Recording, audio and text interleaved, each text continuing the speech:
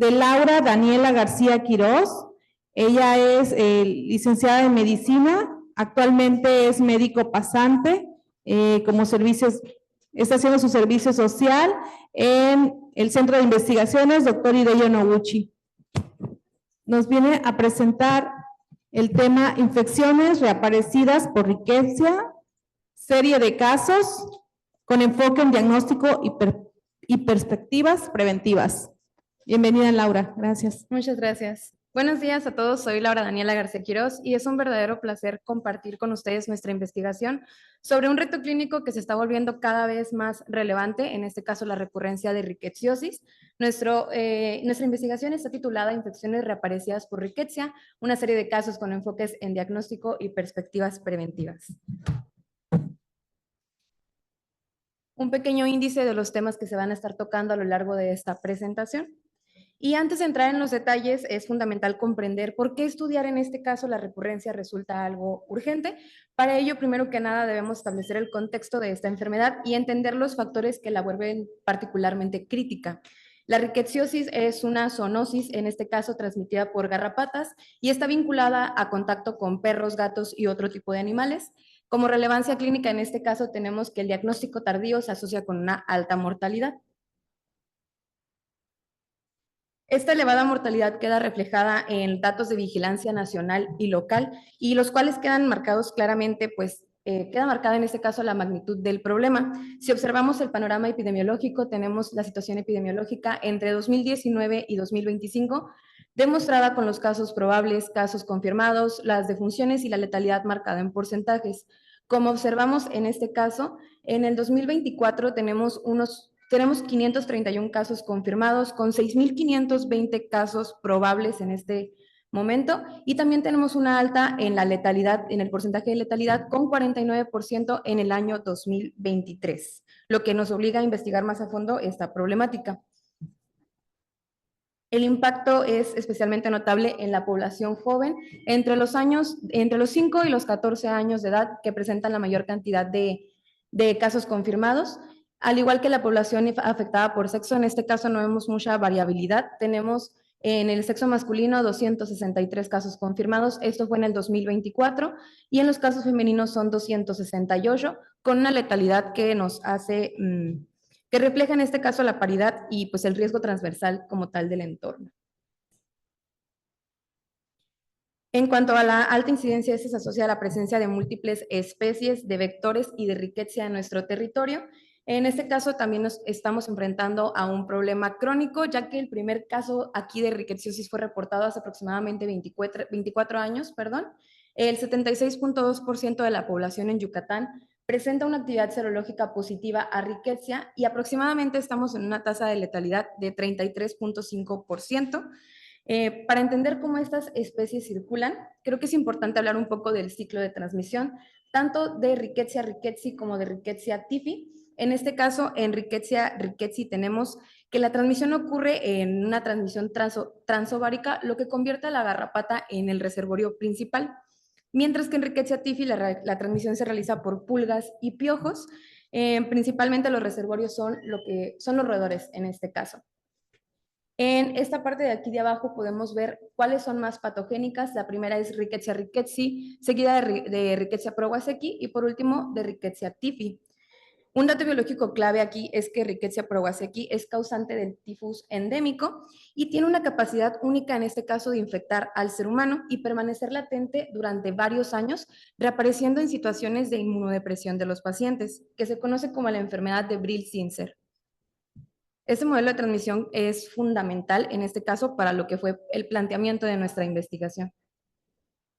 Como contexto clínico tenemos un cuadro clínico bastante inespecífico. Los pacientes, en este caso confirmados de 2023, se tomaron solamente de los que teníamos el cuadro clínico completo. Esto es tomado del Sistema Especial de Vigilancia Epidemiológica de la Rickettsiosis a nivel nacional. La mayoría, el 98.7%, presentó fiebre, seguido por cefalea y mialgias, lo cual, como les comentaba, presenta un cuadro clínico bastante inespecífico. El exantema, que es como un punto clave para el diagnóstico, que es lo que se suele buscar en el caso de rickettsiosis, solamente se llegó a presentar en el 55.3% de los casos. Esta gravedad inicial nos da el primer reto clínico en este caso y epidemiológico. ¿Qué ocurre cuando un paciente que ya fue diagnosticado previamente con riqueza vuelve nuevamente con una sintomatología parecida? ¿Estamos ante una reinfección, o sea, una nueva picadura de garrapata, de pulga, o estamos ante en este caso, una reactivación de la bacteria que ya estaba previamente pues, activa? En este caso, distinguir entre esas posibilidades es crucial para el manejo de la salud pública. Además, podríamos considerar la capacidad del patógeno de evadir la respuesta inmune mediante proteínas como OMPB, RPSA y el antígeno 17-KDA. Revisando un poco de la literatura, encontramos una fuerte hipótesis de la persistencia de la bacteria, incluyendo estudios realizados en modelos murinos, que en este caso se fueron infectados por Rickettsia prowazekii. Tras la infección, la bacteria desapareció de sangre una vez que fue tratada con doxiciclina. Desapareció de sangre, hígado, vasos, pulmones y cerebro. No obstante, persiste en el tejido adiposo hasta 4 meses después. La inmunosupresión con dexametasona con la que procedieron posteriormente, en este caso hizo que volviera a haber una reaparición de la bacteriemia y una vez que fueron tratados nuevamente con doxiciclina, la infección inicial volvió a reducir. Una vez que se volvieron a aislar de nuevo las riquezas del tejido adiposo, se volvieron a multiplicar en los adipocitos ya en medio de cultivo. Como conclusión, pues el tejido adiposo funciona como un reservorio latente en la bacteria y esto pues va a explicar la reactivación tardía del tifus en humanos, por ejemplo, en la enfermedad de Brill-Sessler, que fue la que platicamos. En este caso, sí se han documentado que la infección de especies de riqueza de baja patogenicidad puede generar una inmunidad cruzada parcial contra especies más virulentas como lo son Rickettsia rickettsii. En humanos la evidencia es un poco más epidemiológica, un poco más indirecta, pero sí se ha documentado en modelos animales, como por ejemplo en esos de aquí, que se infectaba principalmente con Rickettsia embryomi y procedía a una protección contra Rickettsia rickettsii.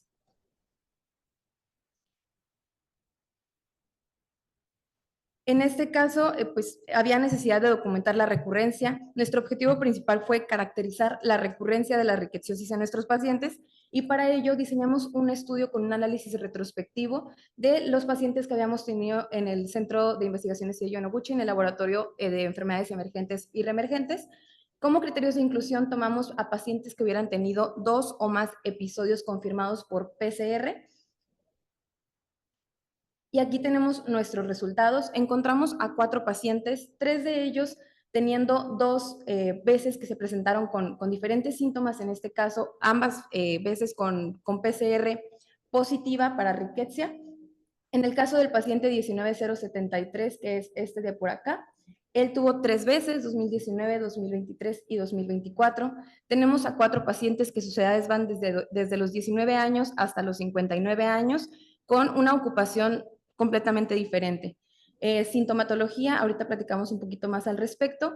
Como resultados relevantes en este caso tenemos que la principal o el primer cuadro clínico que llegaron a presentar dieron positivos para TG en estos dos pacientes, y posteriormente dio positivo para SFG. Relevante, ¿a qué me refiero? A que en la literatura se suele ver que es una infección primero por SFG y posteriormente por TG, pero en este caso fue diferente, entonces podríamos estar hablando como tal de una reinfección y no de una reactivación, vaya. En el caso del paciente 19073, en este paciente cabe recalcar que él nunca concluyó como tal su tratamiento con doxiciclina. En el primer episodio de 2019 se le indicó doxiciclina por 21 días, no concluyó el tratamiento, posteriormente regresa en 2023. En este caso se le indica nuevamente doxiciclina, pero ahora por 3 meses, de nuevo sin concluir el tratamiento.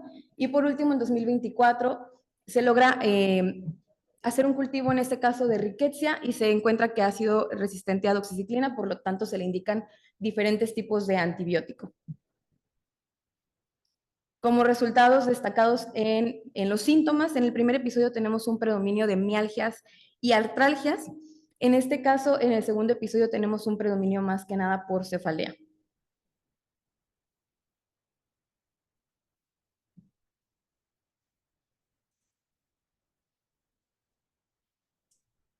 Perdón.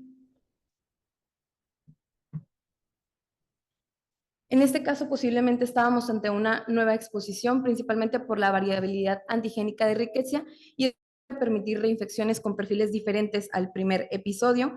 Esto puede ser por la evasión inmune mediada por proteínas como OMPB, RPSA y el antígeno 17-KDA que anteriormente les comenté, y esto facilita la adhesión celular, la persistencia y el escape de la respuesta inmune. Casos similares han sido documentados que muestran una reactivación o una reinfección en humanos, apoyando la hipótesis de la persistencia bacteriana y la evasión inmunológica, como por ejemplo en este caso en una universidad de Alemania, en donde la persistencia de Rickettsia typhi llegó a presentar inflamación ya posteriormente en los pacientes en el sistema nervioso central. Como conclusión, principalmente como perspectivas preventivas, tenemos una vigilancia activa para estos pacientes. Es fundamental en comunidades con alta convivencia con perros, gatos, otro tipo de animales, incluso sin que estos tengan picaduras visibles. Tenemos vacunas también en desarrollo, posibles bancos moleculares, abren nuevas oportunidades de la prevención. El seguimiento clínico debe ser prolongado, necesario para poder detectar recurrencias, reactivaciones y secuelas en pacientes con exposición continua. Como conclusiones, en este caso, tenemos que los hallazgos muestran una respuesta inmune incompleta, puede estar asociada a las proteínas de superficie. Las recurrencias impactan la calidad de los pacientes, sobre todo en el paciente 19073, que ha estado presentando continuamente infecciones, PCRs positivas, inmunofluorescencias aún con títulos elevados. Y la vigilancia epidemiológica y el seguimiento clínico prolongado son esenciales para poder detectar oportunamente casos recurrentes y reducir la carga de esta enfermedad reemergente. Es real, lo que refuerza la necesidad de sospecha clínica en pacientes con exposición continua, y el manejo clínico debe ser individualizado considerando las posibilidades de reinfección, reactivación y las diferencias sintomáticas de cada evento. Agradecimientos en este caso a todo el equipo de Laboratorio de Enfermedades Emergentes y Reemergentes, al doctor Puerto, al doctor César, la doctora Carla, el ingeniero Henry y todos mis compañeros que me estuvieron apoyando a lo largo de este proceso. Muchísimas gracias.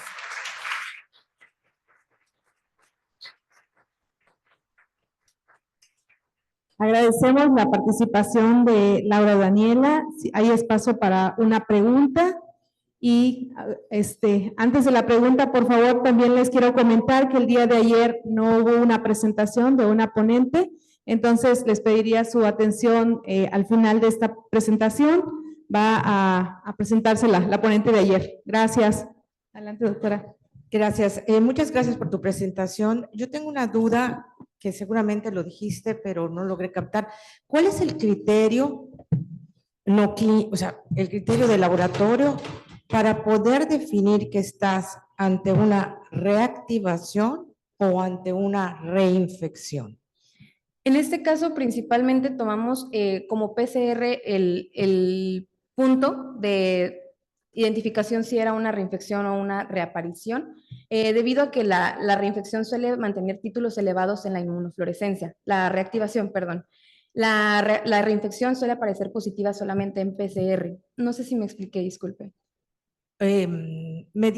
Hablaste de inmunofluorescencia, que es diferente el nivel, pero la PCR solamente es positiva en caso que tengas una infección nueva. ¿Es eso? ¿Es correcto? ¿Y en reactivación no hay PCR positivo?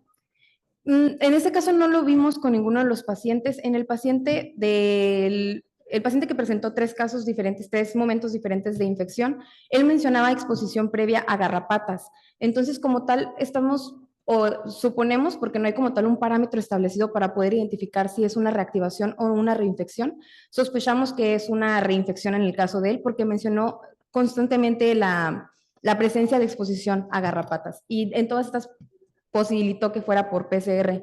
En los estudios realizados, la mayoría era por inmunofluorescencia, que mencionaban acerca de la reactivación de la enfermedad, se identificaba por medio de inmunofluorescencia, no por PCR. Ok, gracias, muy amable. Agradecemos su participación de Laura Daniela. Muchas gracias. Gracias. Felicidades.